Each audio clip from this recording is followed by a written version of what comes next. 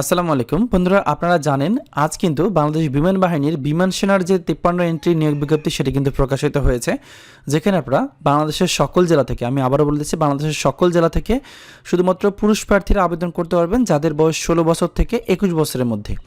So এখানে কিন্তু এই যে সার্কুলারটি প্রকাশিত হয়েছে, এখানে আবেদনের একটা নিয়মাবলী আছে।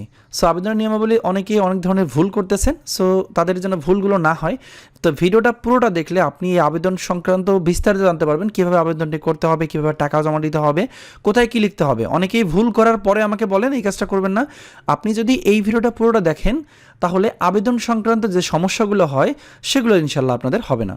সো সম্পূর্ণ ভিডিওটা দেখার অনুরোধ রইল। আর আপনারা যারা এখনও বিমান বাহিনীর বিমান সেনা এন্ট্রি নং 53 জন্য চূড়ান্ত সাজেশন কেনেন নাই, দেখতে পাচ্ছেন আমার কাছে চূড়ান্ত সাজেশন আছে, একদম আইকিউ সহ কিন্তু আপনারা পাবেন।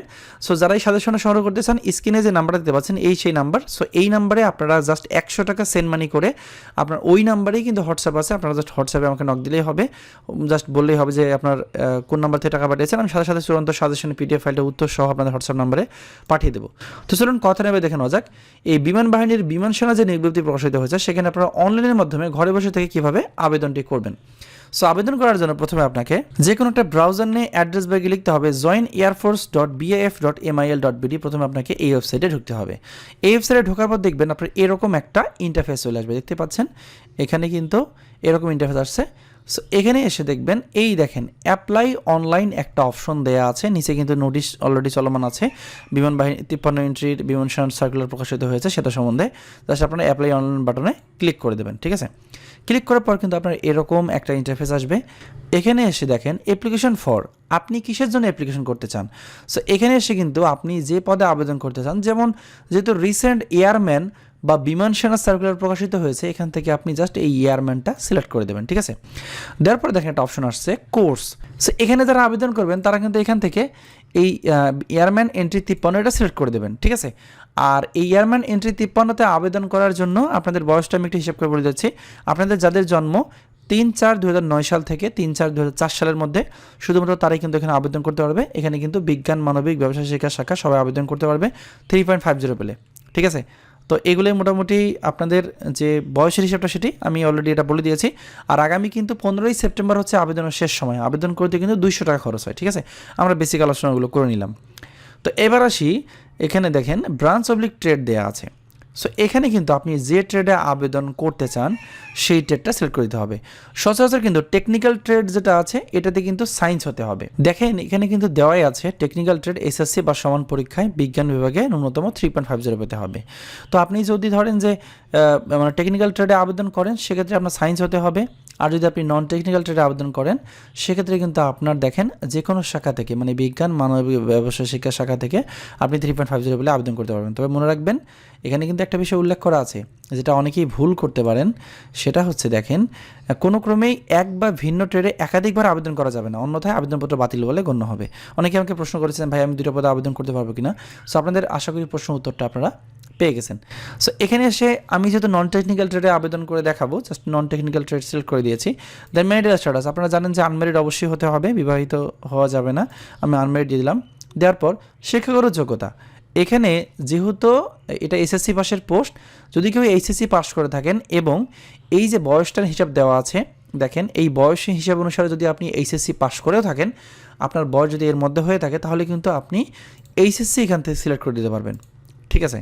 এসএসসি সিলেক্ট করে দিতে পারবেন, যেহেতু এসএসসি পাশে আবেদন করবে সো আমি এসএসসি সিলেক্ট করে দিয়েছি। তারপর কোন বিভাগ থেকে আপনি আবেদন করবেন, প্রথমে কিন্তু আপনাকে কি বিভাগের নামটা সিলেক্ট করে দিতে হবে।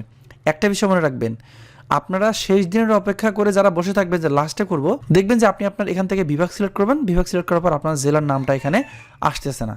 এর কারণ কি জানেন, আপনার জেলা কোটা যদি পূর্ণ হয়ে যায়, মানে জেলা কোটার যতগুলো লোক নিবে সেটা যদি পূর্ণ হয়ে যায়, আপনি আর এখানে এসে আপনার জেলাটা খুঁজে পাবেন না। অনেকেই আমি জানি পরে কমেন্ট করবেন যে ভাইয়া আমি আমার জেলা এখানে খুঁজে পাচ্ছি না। তো তাদেরকে বলবো যে আপনারা যত দ্রুত করতে সম্ভব আপনারা দ্রুত আবেদন করে ফেলবেন, কারণ পরে কিন্তু আর এখান থেকে আপনি আপনার জেলাটা খুঁজে পাবেন না, সেক্ষেত্রে আপনি আবেদনও করতে পারবেন না। সো এখানে কিন্তু অবশ্যই আপনাকে দ্রুত গতিতে আবেদন করতে হবে। সো দেরি না করে দ্রুত আবেদন করে ফেলেন, ঠিক আছে। সো এখানে আমি জেলার নামটা সিলেক্ট করে দিচ্ছি, তো আপনারা আপনাদের জেলার নামটা সিলেক্ট করে দেবেন। দেওয়ার পর নিচে দেখেন একটা অপশন দেওয়া আছে, সেটা হচ্ছে নেক্সট, এই অপশনটিতে ক্লিক করে দেবেন। এখানে ক্লিক করার পর কিন্তু আপনার নাম চাওয়া হবে। সো এখানে আপনার এসএসসি সার্টিফিকেট আপনার নামটা যেভাবে আছে অনুরূপভাবে কিন্তু আপনাকে এখানে দিতে হবে। সো আমি নামটা দিয়ে নিচ্ছি। এখানে নাম দেওয়ার পর দেখবেন আপনার মোবাইল নাম্বার চাওয়া হবে, অবশ্যই আপনাকে সচল মোবাইল নাম্বারটা কিন্তু দিতে হবে। তো একটা ইমেল অ্যাড্রেস দিতে পারেন, নাও দিতে পারেন, ইমেল অ্যাড্রেস দিলে খুবই ভালো, দেওয়ার চেষ্টা করবেন, ঠিক আছে। এরপর যদি কারো কোনো কোটা থাকে সেক্ষেত্রে এই অপশনটুকু সিলেক্ট করতে পারেন, না থাকলে কিন্তু এখানে সিলেক্ট করার দরকার নেই, জাস্ট এই নট অ্যাপ্লিকেবল বাটনে ক্লিক করে দেবেন, ঠিক আছে। এরপর এখানে এসে আপনি আপনার যে জন্ম তারিখ মানে সার্টিফিকেট অনুযায়ী সেই সার্টিফিকেট অনুযায়ী আপনার জন্ম তারিখটা এখানে দিয়ে দেবেন। দেওয়ার পরে যেহেতু এখানে শুধুমাত্র পুরুষ প্রার্থীরা আবেদন করতে পারবে, সো মেইল দিয়ে দেবেন। দেওয়ার পরে আরও আগে ভালোভাবে দেখে নেবেন ডাটাগুলো ঠিকঠাক আছে কিনা। দেন এখান থেকে নিচে দেখবেন দুটো অপশন থাকবে, হচ্ছে এখান থেকে দুটো অপশন আপনারা ইয়েস করে দেবেন। এগুলো পরে দেখার দরকার নেই, আমি বুঝছি এগুলো কি। সো আপনারা জাস্ট ইয়েস করে দিয়ে নেক্সট বাটনে ক্লিক করবেন। নেক্সট বাটনে ক্লিক করার পর কিন্তু এখানে এসে আপনার জন্ম নিবন্ধন কার্ডের নাম্বার অথবা আপনার এনআইডি নাম্বারের তথ্য চাওয়া হয়েছে। সো যদি এনআইডি কার্ড থাকে তাহলে ইয়েস দিয়ে এনআইডি নাম্বারটা এখানে বসিয়ে দেবেন। সো আমি এটা নো করে দিচ্ছি।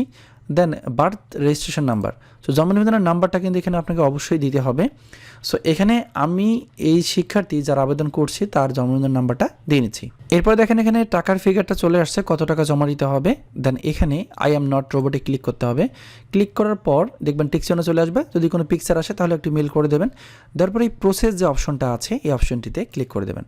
এখানে ক্লিক করার পর কিন্তু আপনাকে টাকা জমার যে ওয়েব পোর্টাল আছে সেখানে কিন্তু নিয়ে যাবে। দেখেন এখানে কিন্তু অটোমেটিক এটা লোড হচ্ছে, একটু সময় নেবে কারণ সার্ভার কিন্তু শুরুতে অনেক জ্যাম থাকে।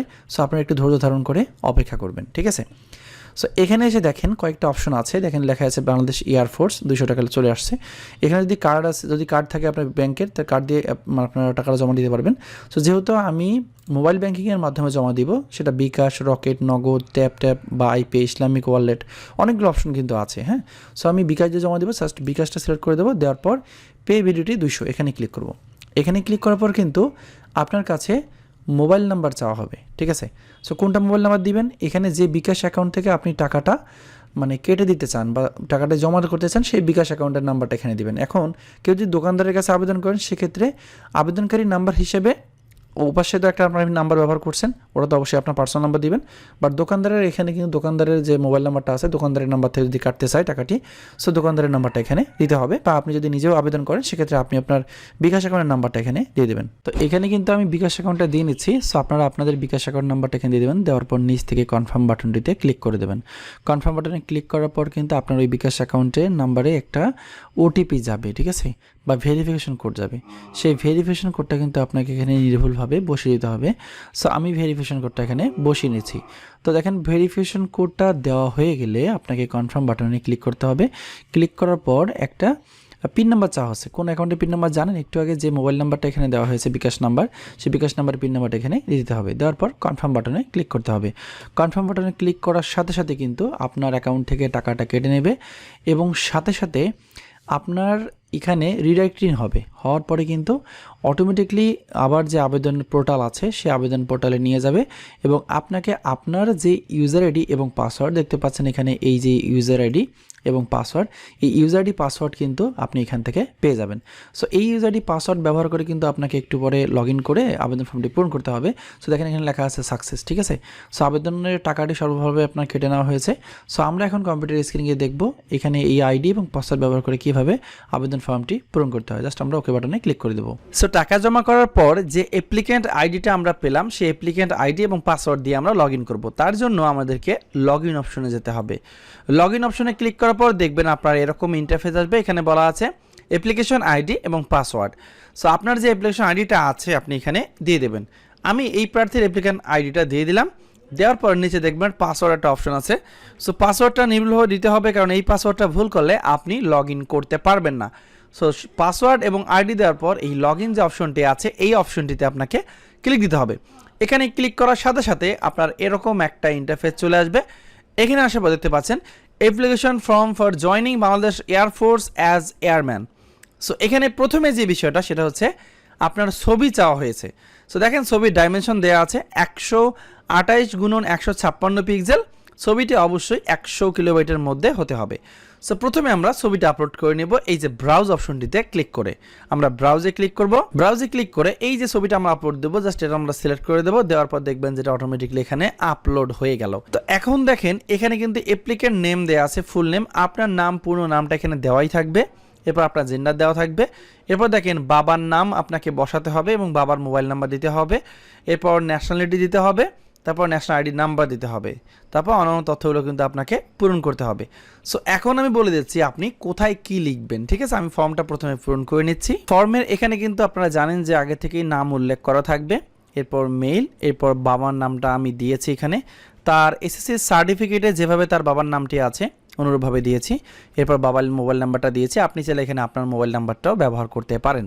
এরপর বাবার ন্যাশনালিটি আমি বসিয়েছি, এরপর বাবার যে এনআইডি নাম্বারটি আছে সেই নাম্বারটা বসিয়েছি, এরপর মায়ের নাম দিয়েছি, অবশ্যই এসএসসি সার্টিফিকেটগুলো দিতে হবে এবং মোবাইল নাম্বার দিয়েছি। সো ক্যান্ডিডেটের মোবাইল নাম্বার দুটো দেওয়া আছে, এরপর মায়ের ন্যাশনালিটি দেওয়া লাগবে, সো এখানে বাংলাদেশি দিয়েছি, এরপর মায়ের যে ন্যাশনাল আইডি নাম্বারটি আছে সেটা এখানে দিয়ে দিতে হবে। এরপর দেখেন present address. So present address অবশ্যই আপনাকে সঠিকভাবে দিতে হবে। এখানে তার গ্রামের নাম দিয়েছি, এখানে তার পোস্ট অফিসের নাম দিয়েছি, এখানে পোস্ট কোড, তারপর আপনার পুলিশ স্টেশন মানে আপনার থানা দিতে হবে, আপনার ডিস্ট্রিক্ট দিতে হবে। দেওয়ার পর দেখেন পারমানেন্ট অ্যাড্রেস লেখা আছে, অনুরূপভাবে আপনারা দুইটা এখানে সুন্দর করে ফিল আপ করে নেবেন। এরপর নিচ থেকে দেখবেন একটা অপশন আছে নেক্সট। সো আপনি একবার ভালোভাবে দেখে নেবেন যে আপনার এই পেজে ডাটাগুলো সব কিছু ঠিকঠাক আছে কিনা, দেন আপনি নেক্সট বাটনে ক্লিক করবেন। নেক্সট বাটনে ক্লিক করলে কিন্তু আপনার এরকম একটা ইন্টারফেস চলে আসবে। সো এখানে এসে ফাদার্স প্রফেশন, আপনার বাবার পেশা চাওয়া হয়েছে, সো বাবার মান্থলি ইনকাম চাওয়া হয়েছে, বাবার এডুকেশন কোয়ালিফিকেশন চাওয়া হয়েছে। সো এগুলো আপনাকে ফিল আপ করতে হবে। এখানে কিন্তু বাবার যে অন্যান্য তথ্যগুলো চাওয়া হয়েছে, আপনার গার্জিয়ান আপনার বাবা কিংবা মা উভয়ও হতে পারে। যদি বাবা মা জীবিত না থাকে সেক্ষেত্রে আপনার লিগ্যাল যিনি গার্জিয়ান তার ডিটেলসটা আপনাকে এখানে বসাতে হবে। আমি সুন্দর করে বসিয়ে নিচ্ছি। তো দেখেন এখানে তার বাবার প্রফেশন দিছি ড্রাইভার, সো এখানে মান্থলি ইনকাম দিয়েছি আমি। এরপর বাবা যেহেতু এসএসসি পাস করেছে সেই এসএসসি দিয়েছি। এরপর যাদের বাবা ধরেন যে কোনো পরীক্ষা পাস করে না সেক্ষেত্রে আপনারা নীল দিতে পারেন বা নিরক্ষর নীল দিতে পারেন, যার যেটা আর কি সেভাবেই দেওয়ার চেষ্টা করবেন। সো এরপর গার্জিয়ান নেম, সো এখানে বাবার নামটা দিয়ে দেবেন। দেওয়ার পর বাবার এখানে আসলে আপনার রিলেশনটা কি, রিলেশন ফাদার দিয়ে দিয়েছি আমি। তারপর বাবার প্রফেশন দিয়েছি, বাবার মান্থলি ইনকাম দিয়েছি, বাবার মোবাইল নাম্বারটা দিয়ে দিয়েছি। দেওয়ার পর এখানে বাবার ঠিকানা দিয়েছি গ্রাম, এখানে তার থানা দেওয়া আছে, জেলা দেওয়া আছে, এরপর বাবার ন্যাশনালিটি দেওয়া আছে এবং ক্যান্ডিডেটের এখানে এনআইডি নাম্বার এবং জন্ম নিবন্ধন কার্ডের নাম্বার দুইটা দিয়ে আবেদন করা হয়েছে। সো এখানে অবশ্যই আপনারা যা যেটা সেভাবেই দেওয়ার চেষ্টা করবেন। এরপর আসি দেখেন নিচে দেওয়া আছে ক্যান্ডিডেটের বয়স কত হয়েছে এসএসসি পাশের সার্টিফিকেট অনুসারে 18 বছর 8 মাস 5 দিন। সো এখানে তার মোবাইল নাম্বার দেওয়া আছে, রিলিজন দেওয়া আছে, এখানে অবশ্যই আপনারা জাতি বলতে সুন্নি বোঝানো হয়েছে, ইসলাম হলে সুন্নি দিবেন, যার যেটা এখান থেকে সেটা দিয়ে দেওয়ার চেষ্টা করবেন। এরপর ম্যারিড স্ট্যাটাস অবশ্যই আনম্যারিড হবে। এরপর যদি আপনি কোথাও ভর্তি হয়ে থাকেন যে কোনো কলেজ বা বিশ্ববিদ্যালয়ে তাহলে তার নাম দিতে পারেন, না ভর্তি হয়ে থাকলে NA নট অ্যাপ্লিকেবল ব্যবহার করবেন। সো সবাই চেষ্টা করবেন NA দেওয়ার। সো এরপর আমরা নেক্সট বাটনে ক্লিক করে দেবো। নেক্সট বাটনে ক্লিক করার পর আমাদের কাছে কিন্তু এডুকেশন কোয়ালিফিকেশন চাওয়া হয়েছে, আপনার যে শিক্ষাগত যোগ্যতা আছে সেটি কিন্তু চাওয়া হয়েছে। সো আমি এখন এই শিক্ষাগত যোগ্যতাটা দিয়ে দিচ্ছি, যেমন এখানে যেহেতু এসএসসি পাস, সো এসএসসি এখানে যেহেতু সায়েন্স থেকে পাস করেছে সায়েন্স দিয়েছি। এরপর এখানে পাশের বছর, সো 2023 সালে কিন্তু এই প্রার্থী মূলত পাস করেছে, 2023 দিয়ে দেবো এবং জিপিএ কত পেয়েছে সেটা আমরা এখান থেকে উল্লেখ করে দেবো। দেখেন আমি কিন্তু পয়েন্টটা দিয়ে দিয়েছি জিপিএ কত পেয়েছে। এরপর এখানে দেখেন এডুকেশন ইনস্টিটিউট মানে যে প্রতিষ্ঠান থেকে এসএসসি পাস করেছে তার তথ্য দিয়েছি, এবার বোর্ডের নাম দিয়েছি। ঠিক আছে, যাদের এইচএসসি পাস থাকবে তারা এসএসসি তথ্যগুলো অ্যাড করতে পারবেন, সো আমার প্রয়োজন পড়বে না। সো এরপর নিচ থেকে দেখেন ইমেল অ্যাড্রেস ইফ অ্যাভেলেবল, যদি ইমেল থাকে সো ইমেল দেওয়াটা ভালো, সো অবশ্যই আপনাদের ইমেলটা দিয়ে দেবেন, এখানে তার ইমেল দেওয়া আছে। এরপর কোনো পাসপোর্টের নাম্বার থাকলে নাম্বার দিতে পারেন, না থাকলে দেওয়ার দরকার নাই। এরপর নিচ থেকে দেখেন কোনো অভিজ্ঞতা যদি আপনার পূর্বে থেকে থাকে, আপনার ধরেন অনেকে আছে যে খেলায় পারদর্শী, ঠিক আছে, তাদের তথ্যগুলো আপনারা এখানে অ্যাড করতে পারেন। তো এরপর দেখেন এখানে activities of candidate within last 1 ইয়ার, কোনো আপনার অ্যাক্টিভিটি আছে কিনা, সো এটা দেওয়ার দরকার নাই। এরপর আপনারা এখান থেকে প্রিভিউ অ্যান্ড সাবমিট বাটনে ক্লিক করে দেবেন। প্রিভিউ অ্যান্ড সাবমিট বাটনে ক্লিক করার সাথে সাথে কিন্তু আপনি এক নজরে দেখতে পারবেন এতক্ষণ আমরা কোন কোন তথ্যগুলো পূরণ করেছি। সো এখানে দেখতে পাচ্ছেন সবগুলো কিন্তু এখানে দেয়া আছে এখানে বাবার তথ্য, আপনার তথ্য, মায়ের তথ্য, আপনার এডুকেশন তথ্য সব কিছু কিন্তু এখানে শো করবে। সো এখান থেকে দেখে নেবেন যদি আপনার সকল তথ্য ঠিক থেকে থাকে তাহলে আমরা কিন্তু এখন সরাসরি সাবমিটের দিকে যাব। সো সাবমিট করার আগে আরও একবার ভালোভাবে দেখে নেবেন যে আপনার সকল ডাটা ঠিক আছে কিনা। যদি সব কিছু ঠিক থাকে তাহলে নিচ থেকে দেখবেন একটা অপশন থাকবে, সেটা হচ্ছে সাবমিট। আপনাকে বলা হয়েছে অনুগ্রহ করে চূড়ান্তভাবে সাবমিট করার পূর্বে তথ্যগুলো ভালোভাবে যাচাই করে নেবেন, কারণ একবার সাবমিট করলে আপনি আর এডিট করতে পারবেন না। সো ভালোভাবে দেখে নেবেন যে আপনার ডাটাগুলো সব কিছু ঠিক আছে কিনা। তো নিচ থেকে এই যে সাবমিট অপশনটি দেখতে পাচ্ছেন, আমরা সাবমিট অপশনে ক্লিক করে দেবো। সাবমিট অপশনে ক্লিক করার সাথে সাথে কিন্তু আপনার এরকম ইন্টারফেস আসবে, এখানে বলা আছে সাকসেস, ইয়ার প্রোফাইল আপডেট সাকসেসফুল। বন্ধুরা, এভাবেই খুব সহজে আপনারা ঘরে বসে থেকে আপনাদের বিমান সেনা নিয়োগের যে আবেদন ফর্ম অনলাইনে পূরণ করতে পারবেন। সো আবেদন সংক্রান্ত কোনো সমস্যা হলে অবশ্যই কমেন্টে জানাবেন। সো দেখা হবে পরবর্তী কোনো একটা ভিডিওতে, ততক্ষণ পর্যন্ত সবাই ভালো থাকবেন, সুস্থ থাকবেন। আসসালামু আলাইকুম।